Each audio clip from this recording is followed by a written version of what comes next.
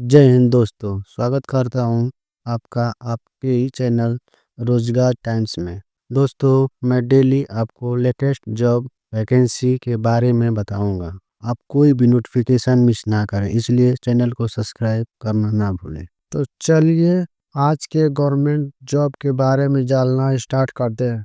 सबसे पहले मैं आपको यही बताता हूँ कि आज के गवर्नमेंट जॉब किस विभाग में आई है।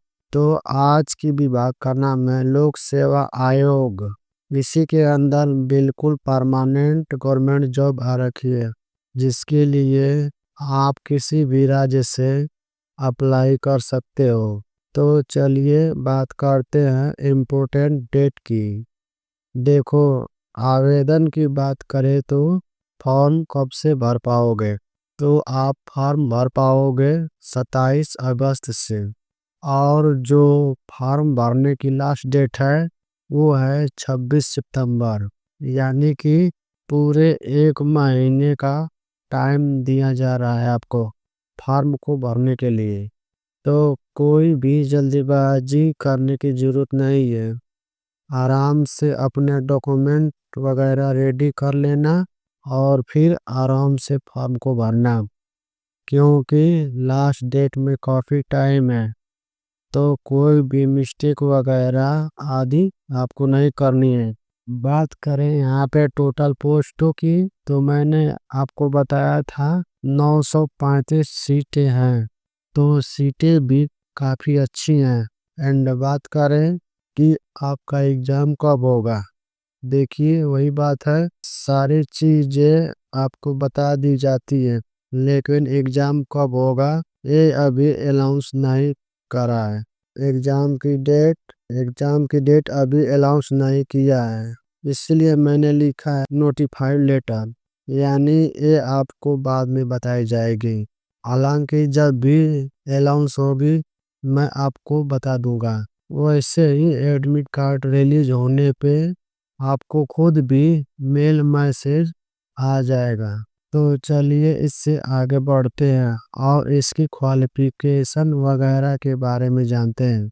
देखो, जहाँ तक बात है एलिजिबिलिटी की यानी क्वालिफिकेशन की, तो ये काफ़ी सिंपल मांगी है। यहाँ पे कोई भी ग्रेजुएट AEDO के लिए अप्लाई कर सकता है। अब AEDO का मतलब क्या है? इसका मतलब है असिस्टेंट एजुकेशन डेवलपमेंट ऑफिसर।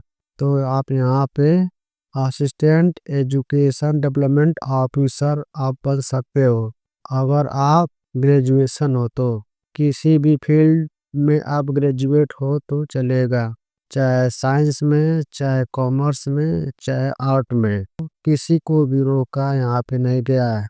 कितनी भी आपकी परसेंटेज हो कोई फर्क नहीं पड़ता। यहाँ पे एग्जाम में आप कितने मार्क्स लाओगे उससे फर्क पड़ेगा। ग्रेजुएशन में कितने मार्क्स हैं वो कोई भी नहीं पूछने वाला, ठीक है। बाकी बात करते हैं पे की, क्योंकि ऑफिसर बनने का मजा भी तब आता है जब पे अच्छा हो। तो यहाँ पे आप देख सकते हो एज फॉर लेवल 5 के अकॉर्डिंग पे आपका रहने वाला है। चलिए अब इससे आगे बढ़ते हैं। अब नेक्स्ट बात करते हैं इसकी एप्लीकेशन फीस के बारे में।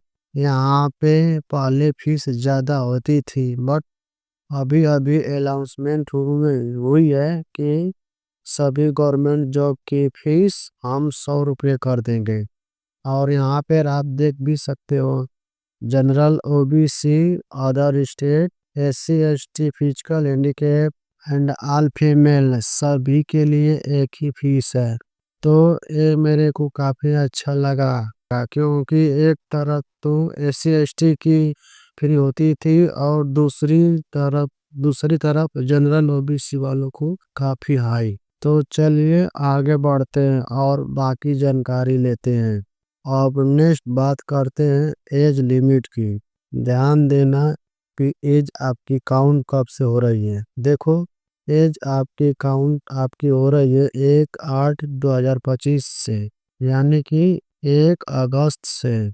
आपको ये चेक करना है कि 1 अगस्त को आपकी जो एज है वो 21 वर्ष से लेके 37 वर्ष के बीच है या नहीं। अगर है तो आप इस वैकेंसी में अप्लाई कर सकते हो। बाकी एक और बात बता दूं, ये जो 37 वर्ष की जो एज लिमिट है ना, वो है मेल कैंडिडेट के लिए, जनरल कैटेगरी के। अगर आप यहाँ पे फीमेल हो तो आपकी एज 40 वर्ष तक जनरल और ओबीसी दोनों फीमेल के लिए। बाकी अलग से आपको आय में छूट मिल सकता है अगर आप रिजर्व कैटेगरी में आते हो तो चलिए उसके बारे में बात करते हैं।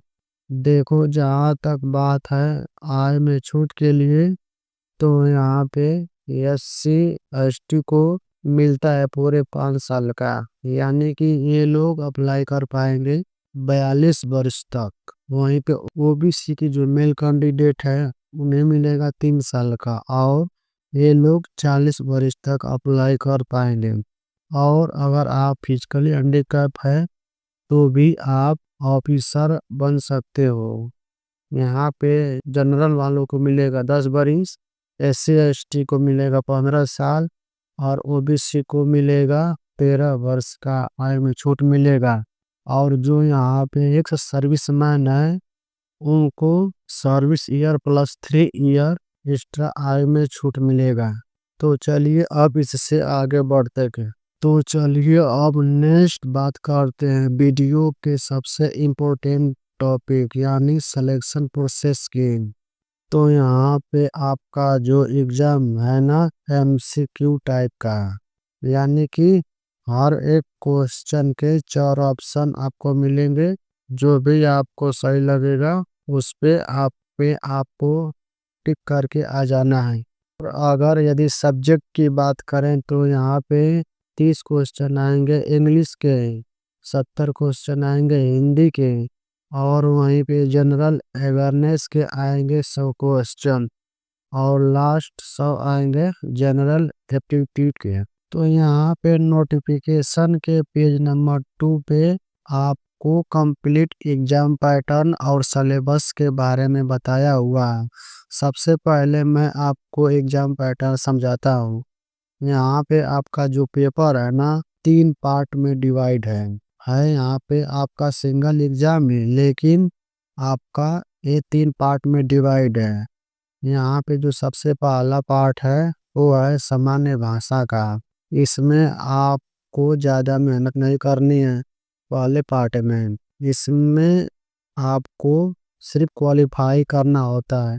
इसके मार्क, इसके जो अंक है वो मैटर नहीं करता है, इसमें बस आपको क्वालिफाई करना है। यहाँ पे 30 क्वेश्चन होते हैं 30 मार्क के, सामान्य अंग्रेजी यानी कि इंग्लिश लैंग्वेज की। और वहीं पे 70 क्वेश्चन होते हैं 70 अंक के आपके सामान्य हिंदी यानी कि जनरल हिंदी के।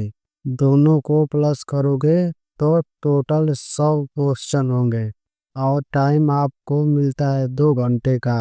मिनिमम मार्क्स की बात करें तो आपको दोनों ही लैंग्वेज में कम से कम 30% मार्क लाने हैं, जिससे आप क्वालिफाई हो सके।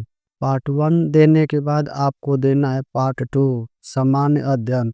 इसके अंदर 100 क्वेश्चन पूछे जाएंगे, 2 घंटे का आपको टाइम मिलेगा। और ये सिर्फ आपका क्वालिफाइंग नहीं है, इसमें आप जिससे अच्छे मार्क लाएंगे उतना ही अच्छा है। और तीसरा है आपका सामान्य योग्यता। इसमें भी 100 क्वेश्चन पूछे जाएंगे, समय 2 घंटा मिलेगा, और 100 ही मार्क का पेपर होगा। और इसमें भी आप जितने ही अच्छे मार्क लाएंगे उतना ज़्यादा बेटर है। और बाकी याद करना, यहाँ पे नेगेटिव मार्किंग भी है 1/3, यानी कि 0.33 मार्क की। तो वही क्वेश्चन आपको करने हैं जो आपको कंफर्म आते हो। चलिए अब बात करते हैं हाउ टू अप्लाई की, यानी कि आप इस गवर्नमेंट जॉब में आवेदन कैसे कर सकते हैं। तो आप देखो, वीडियो के डिस्क्रिप्शन बॉक्स में जाना, आप वहाँ पे मैं आपको वेबसाइट का लिंक दिया हूँ। वहाँ पे आप सारे नोटिफिकेशन और अप्लाई लिंक और ऑफिशियल वेबसाइट, ये सारी चीज़ें वहाँ पे आपको मिल जाएगी। बाकी बात करें जॉब लोकेशन की और एग्ज़ाम सेंटर की, तो ये दोनों चीज़ें आपकी बिहार में रहने वाली है, क्योंकि ये वैकेंसी बिहार राज्य में आई है। हालांकि आवेदन यहाँ पे कोई भी कर सकता है किसी भी स्टेट से। बस इतना फर्क है कि अदर स्टेट वाले सभी बच्चे जनरल कैटेगरी में आएंगे। बाकी कोई डिफरेंट नहीं है, जो अच्छा मार्क्स लाएगा उसी का सिलेक्शन होगा।